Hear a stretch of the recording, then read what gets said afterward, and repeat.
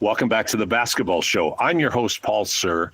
I am pleased to be joined by the leading scorer for the Edmonton Stingers, Sean East II. Sean, how are you today? I'm doing good, man. Just happy to be in Edmonton and enjoying the beautiful day outside. But more pleased with getting a dub last night. It was a great game, and when I was watching the game, Sean, your leadership characteristics I find really intriguing because you're so capable at scoring in a variety of ways. You got a great penetration game, a great mid-range pull-up game. You shoot the three really well, both off the catch and shoot and off the bounce. So you can score in a variety of ways. But what I notice, and tell me if I'm observing how you think the game, you're trying to pick your spots where you know you have to score to give your team a lift, but you also want to make sure that you get your teammates involved and keep them involved and active and feeling part of it. Is that an accurate way to describe how you play? Yes, always. I started out my career, early on just being a pass first guard, controlling the game and doing the things that a point guard needs to do. But just over the years, situations have caused me to be a scorer and kind of, take over games here and there. But that's exactly what I'll try to do is, score when I need to, when the team needs me to, or we're in a drought, but also get everybody involved, get the ball moving, get the ball flowing, and, having some fun out there. Well, it certainly looks like you're having fun. You have a very intense, relaxed demeanor, which almost sounds like a contradiction in terms, but you really seem to have a calm about you, but still play with a lot of intensity. Where did that what I would call confidence come from? It's been instilled from me early, just from AAU coaches, high school coaches, college coaches, just my whole career, just never getting too high, never getting too low, especially as a point guard. There's going to be ups and downs throughout the game. It's going to be runs. It's going to be droughts. So someone on the floor has to stay level-headed to, keep the team and just everybody involved and making sure we're focused. We can't, get mad about this and not be able to move on to the next, and just trying to keep everyone, in the right space to, hopefully get that dub. And get the dub you did. You're 2-3 now. You have a rematch with a very strong Vancouver team. Mm-hmm. Talk about the loss to Vancouver, how that helped you prepared for Brampton, and how that is going to carry forward in preparing for the game this Friday night against the Vancouver Bandits here in Edmonton. I don't think we took a step back, but after that loss, we had to look ourselves in the mirror and, remember that feeling and just get back to the small things that we wanted to start this whole season about. That's just doing things on the defensive end first, taking care of business there, being tough, being gritty, and letting that lead to our offense. And, just having fun out there is mainly the big key that we always emphasize, is having fun and doing it with, a smile on our faces. Sean East II is joining me here on the Basketball Show as we talk about the Edmonton Stingers and Sean's journey to Edmonton. Sean, talk about your high school career. You had a very interesting high school experience that, of course, prepared you for Division I and eventually a pro career. But talk about how important what that high school experience was like and how important that was in your development as a basketball player. I'm from Louisville, Kentucky, and I went across the bridge to New Albany, Indiana, which is 20 minutes away. And it was a very different experience. Indiana basketball, they take it so serious over there, and it's a big deal. Ever since my freshman year, I played in front of 3,000 to 4,000 plus every night, sold out crowds. So it just prepared me for, just to be in intense games, what fans are actually like and what they, expect from you on a nightly basis. They want to see a show. They want entertainment. So it's just like always being ready, always being mentally prepared, and just also knowing how to carry yourself on and off the floor because, you never know who you can bump into or, come across as fans because it's just they love you out there. And then when they see you off the court, you got to have that same mentality. So, Sean, after this really unique high school experience, you go on to play in a junior college, and then you go to a couple of different Division I schools. Two questions. Number one, why transfer? That I'm always curious about that. I'm very experienced with. I'm very familiar with the Division I experience and how things go, how things change, and that it's actually a very complicated world, very complicated, challenging world. And so talk about your experiences and the decisions that you made that now in hindsight compose your total Division I experience. I always feel like it was just meant to be. It wasn't like no specific reason or what was going on or anything under the table. It was just, that was the way I needed to move and it just each step in my career, helped me become a different player, a different person. Each coach that I, came across, affected me in different ways and taught me things that I need to know for all, just for on the court, off the court. It's just been throughout that whole process, I've learned so much and, taking so many things with me that I actually needed all of those stops.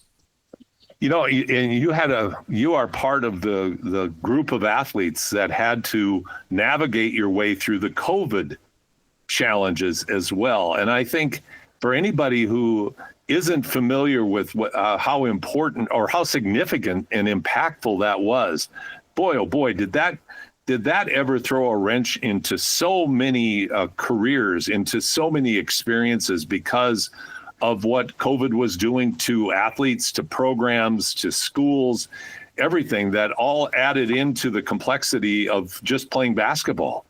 Yeah, for sure. I mean, I remember when it first hit, I was at UMass University of Massachusetts. We was in the A-10 tournament first round at the Barclays Center. And we're on the court about to tip the ball off. And I'm on the floor. Everybody's all 10 players on the floor. They're about to tip it up. And then a ref comes from the scoreboard and goes to the middle ref and whispers in his ear. And at that point, I knew, okay, that was it. We didn't even get to tip the ball up. Really? And that was the first time COVID had hit. And after that, even going into my next year, I had transferred. You couldn't go on visits. You couldn't, you know what I mean? So it was just you had to just go off phone calls and, so many things. It was just that took an impact also. You had to trust that it was going to be good just off phone calls and, word to word. It was different, but it was good, man. I can't complain, and it taught me so much, and I'm grateful for everything. I'm talking with Sean East, the second leading scorer, not just for the Stingers, but one of the leading scorers in the CEBL here on the Basketball Show. So, Sean, college is over. You are looking at a pro career. You played in Romania this past year. I believe that was your first year playing basketball professionally overseas. How was that experience for you? It was different. I mean, I loved it, honestly. I mean, I was only over there for 2 months, but it was amazing, just going all the way across the world to play basketball and see different things and see different cultures, the way people live. It was just totally different. And the living situations was crazy. I loved it. I had a penthouse and walked both sides. It was just you couldn't. It's amazing what the ball can do for you, and it was a great experience. But that ended, and I'm happy to be here in Canada and in this lovely city. Well, we're happy to have you here, by the way, not just because of the 23 a game, but also because of the way that I think you carry yourself, and I think you're becoming I think you're really establishing yourself with our local fans as someone who they can relate to, because you play with joy. You're very, and you talk about it. You're very present when you're playing. You're very mindful about your teammates, and I think you're very conscientious about the public. So here you are in the CEBL. It's a bit of a unique league, time of year that you're playing FIBA rules in North America with the Elam ending, or the target score. When you had the opportunity, when you got the call about coming and playing for Edmonton and made the decision to come, like, what are the goals and outcomes that you're looking for from this experience, Sean? I really didn't know too much about the league. I heard a few things. I've had a few friends play in this league, but ultimately it was Jordan, Coach Jordan Baker, who, like, really, he FaceTimed me and we talked, for 2 or 3 weeks, and we had great connection, good conversations, and it was just, he played himself, and I knew he cared about this city and about the team and wanted to see the program succeed. So that's what ultimately, like, kind of led me to just, like, yeah, come on, let's do this. And but once we got that taken care of, it was all about just coming here, winning games, and try to bring a championship to, back to the city that they had, back when he was playing. Yeah, Jordan, as you know, was a really good player, and I'm sure he brings that same intensity to his role as the head coach. Is that a fair statement? Yeah, head coach and GM. So yeah. If he had told me that, I knew he was serious, and I knew that he was, had to be somebody in Edmonton, because, you just don't get those two positions easy. So I enjoy his joy that he brings every day, his competitiveness, anything we're doing, he still competes, he wishes he could be out there with us. And he's just a great coach. All the staff is good. I love everything about this team, but Coach Baker is definitely special. Welcome back to the basketball show. You know what, Ryan? We just are so eclectic and illuminating with our musical choices. We're in 1969 right now because of Ryan's great choice of Spirit in the Sky. So we went to another 1969 hit, Led Zeppelin's Whole Lot of Love, over to the Archies. Who needs Apple Music and Spotify? Wow, when you got Ryan and Paul, nobody. And I'm sure that is the favorite song of our next guest. Aaron Rhooms joins us this morning. Aaron, of course, the outstanding Toronto Metropolitan University player in his second year with the Edmonton Stingers. Aaron joins us this morning. Hi, Aaron. How you doing? Not bad. How y'all doing? Thanks for having me. Doing great. We played that song just for you, by the way, Aaron. So I appreciate it. I'm sure you do. Aaron, you were with the Stingers last year. You came in. Yeah. Why don't you talk about what it is like to go from year one back to university and back to the Stingers? Talk about that journey. Oh, my goodness. Well, first and foremost, I was grateful for the opportunity to come out to Edmonton last year. The community embraced me right away, and just being able to learn from the guys that we had last year, and then to bring that knowledge back to my university team, I just feel like it paid great dividends towards my performance, not only as a player, but as a person as well. I was able to teach my, younger teammates, how to act as a professional and what it really takes to get to that level. And, I was able to transfer to my game. I think I had a pretty good year. And then just coming back to the second year. I appreciate your modesty. Player of the year, that's a pretty good year, Aaron. Thank you. But yeah, just coming back this year, and just being able to just, carry on what I've been doing. And it means a lot to be able to come back to Edmonton, and, it's going pretty good so far.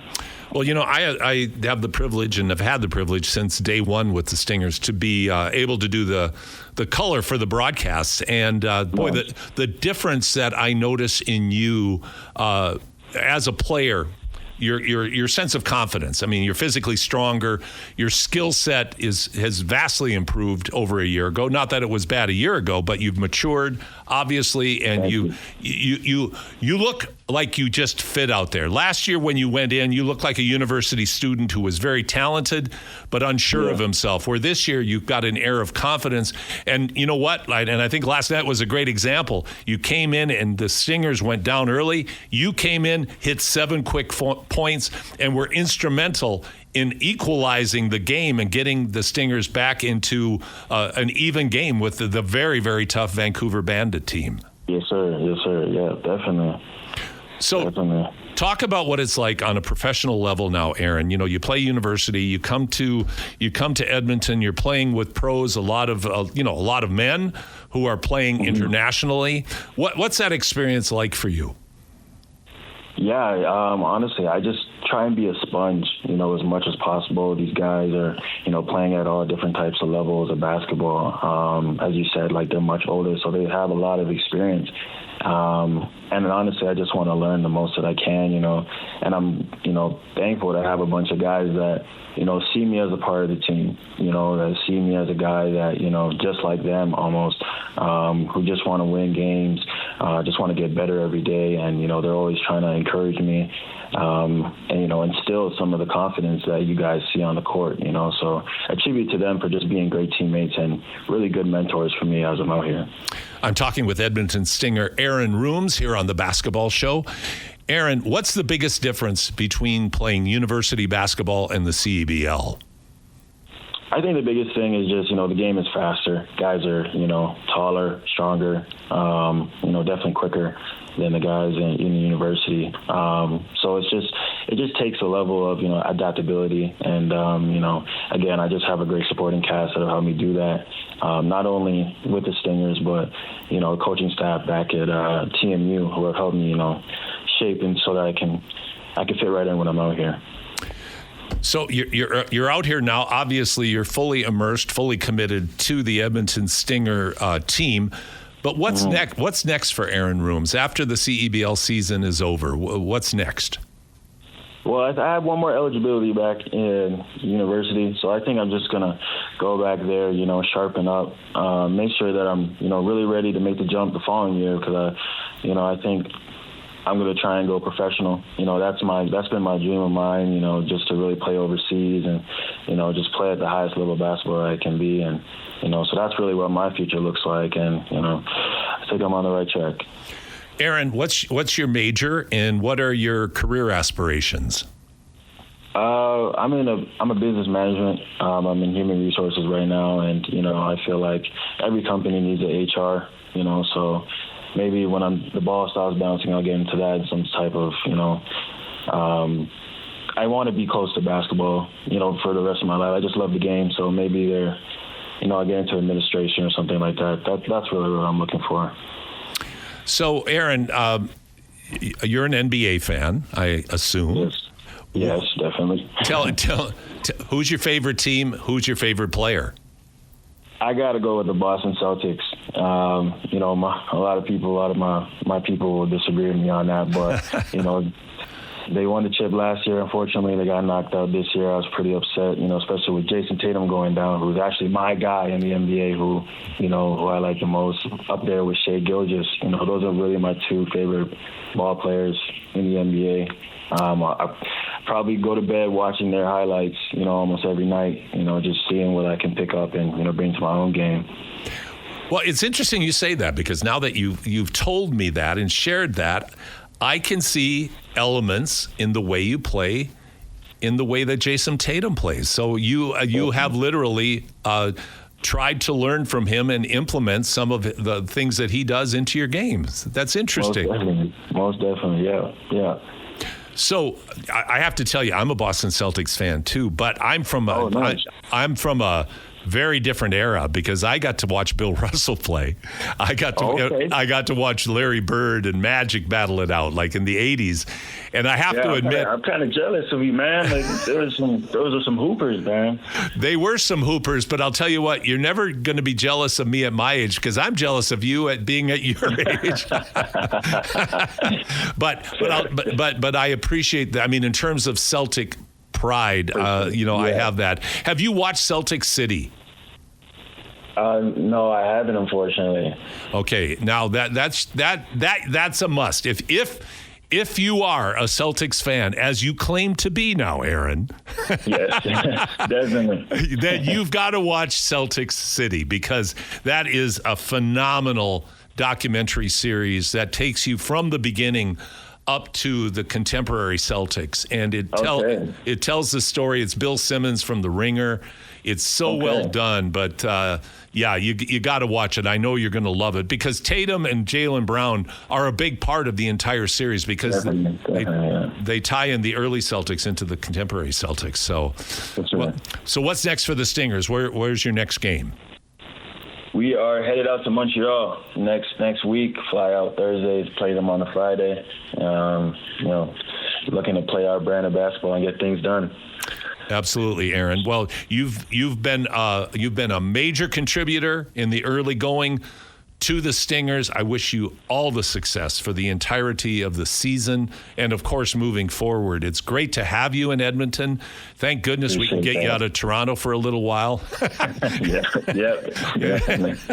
And we love having you part of our community. Aaron Rhooms, Edmonton Stingers, joining us here on the Basketball Show. Have a great weekend, Aaron, and best of luck in Montreal. Appreciate it, y'all. Thanks for having me again. Aaron Rhooms, Edmonton Stingers, joining us here on the Basketball Show. Ryan, you had the opportunity on Wednesday night to do the courtside reporting at the Stingers game. Tell me about your impression of the CEBL, the style of play, the quality of player. What are your thoughts and observations?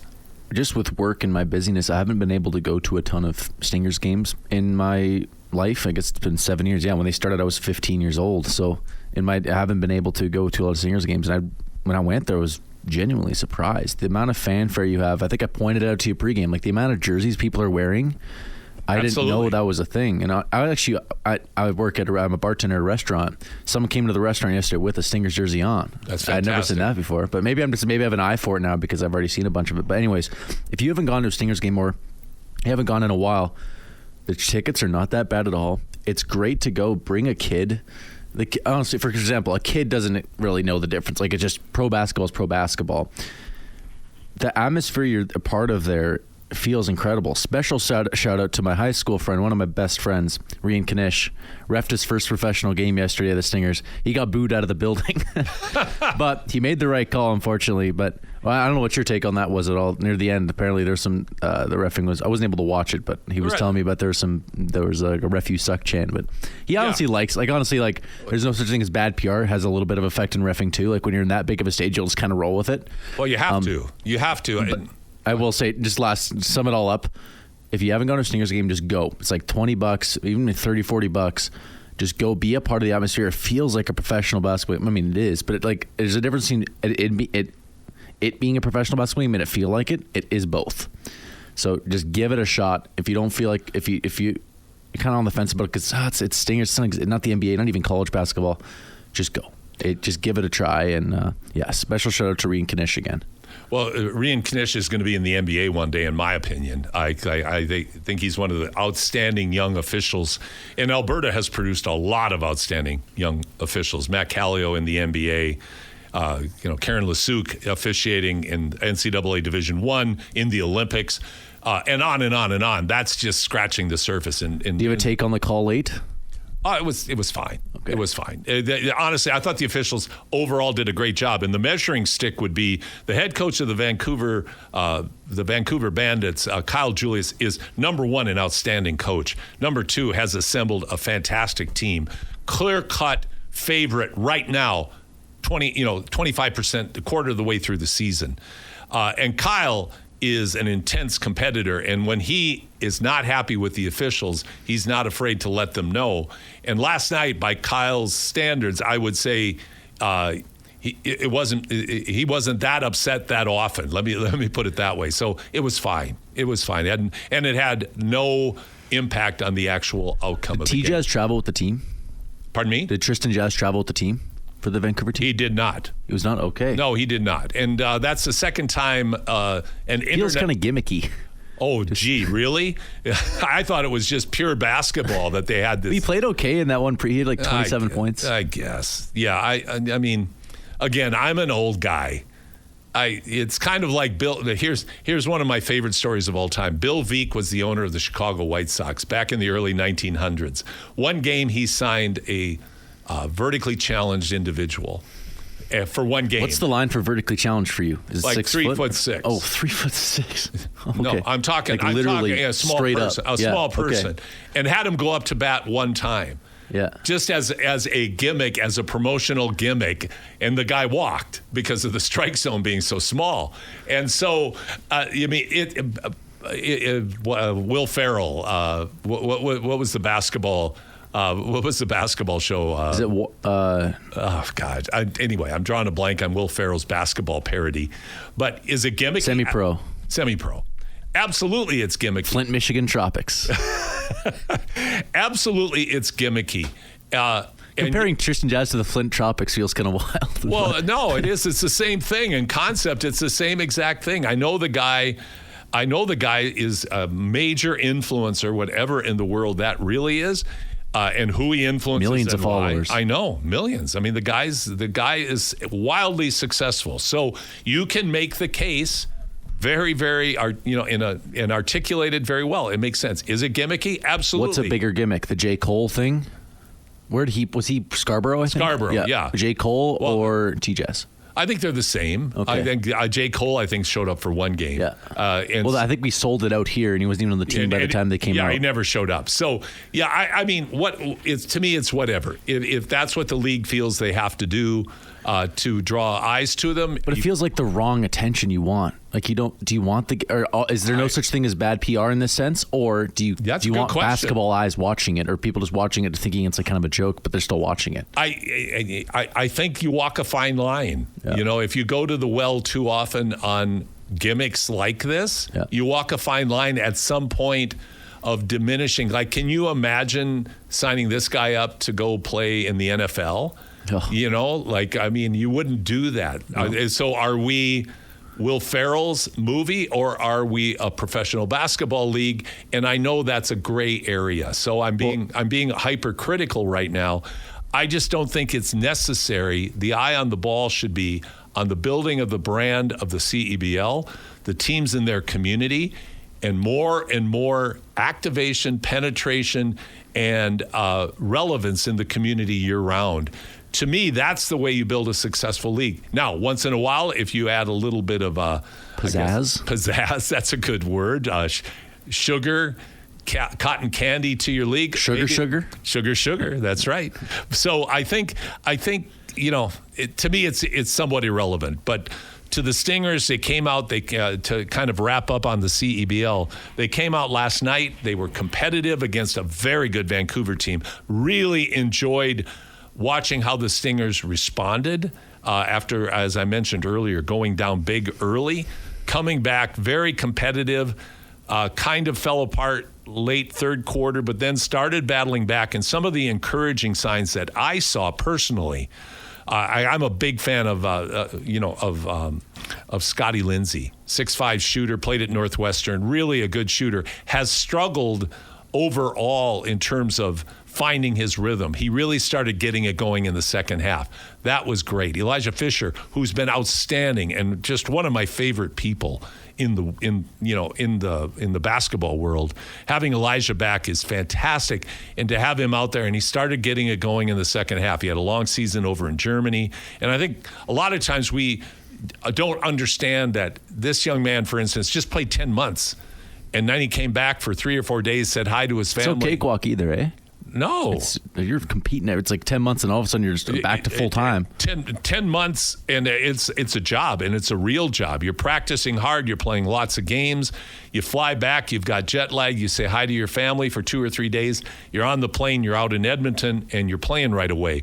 So Elijah's starting to get his legs under him.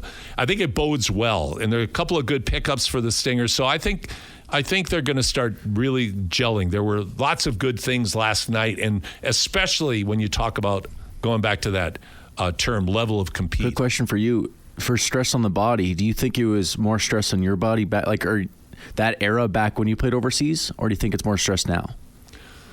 It's a good question. Here's the difference. Primarily, is equipment is much better now. I mean, I was playing in Chuck Taylors, and equipment that what you wear, and more important than that is training, understanding, and knowledge, nutrition. You have all now. Did you have a nutrition coach over there? Yeah. But it wasn't the same. Bob McDonald's. Okay. No, I'm joking. Ronald McDonald. Ronald McDonald's was my. No, there was nothing like that. There was nobody did that then. That was not. It was never even a thought. I'd be curious what your staff look like, because now there's a head trainer, there's a physiotherapist, there's an assistant trainer, there's a nutritionist, head coach, and an assistant. And that's it. That was it. And that's pro ball. That's not even like pro basketball. Yeah. In university, I had a head coach, 2 assistant coaches. We had a training department, but we ate in the. And that was ahead of your time, having a training department. Then probably, hey. No. Or was that typical. everyone? Okay. Yeah, okay. everybody had it. It wasn't that far in the dark ages, but it was. I'm trying to paint you as like a ancient man. Back in World War I. It was pretty much it, fighting in the trenches, but. But things are so different now in terms of what you're able to do physically, how you're able to extend your career, if you're willing to put the time and the energy into it. And that's the whole thing. A lot of athletes don't do that. But in terms of wear and tear on your body, I mean, the reality is you're playing basketball all week, month after month. You fly home and you go play basketball week after week. That's a lot on the body. So, Elijah, we're glad to have you back, buddy, and glad to see you starting to feel more comfortable. And I know you're going to be essential as the Stingers go forward. Quick PSA to the Stingers: if you need a gimmick, I'll volunteer. I can do it might look like a request is granted from Make-A-Wish, but I'll get out there. Can you ride a unicycle? Because at halftime, I think if you could do the unicycle with the plate. Well, we were talking in pregame. I could join the cheerleaders maybe and start dancing around. We could do the break dancing. Yeah. Boy. But we digress. I'd have to pay money for that to happen. No one's paying that. No one's paying to see that. No, if you want to affect attendance, that will affect attendance, not necessarily They're the just right throwing way. stuff on the court. Absolutely. We're going to see the rubber chickens flying everywhere. We're going to take a break right now. When we come back, we're going to talk FIBA 3x3. Canada Basketball's FIBA 3x3 team went to Baku, Azerbaijan, with one thing in mind, and that is to qualify for the World Cup. Mission accomplished. We're going to talk to one of the team members, Alex Johnson, when we come back here on your sports leader, Sports 1440.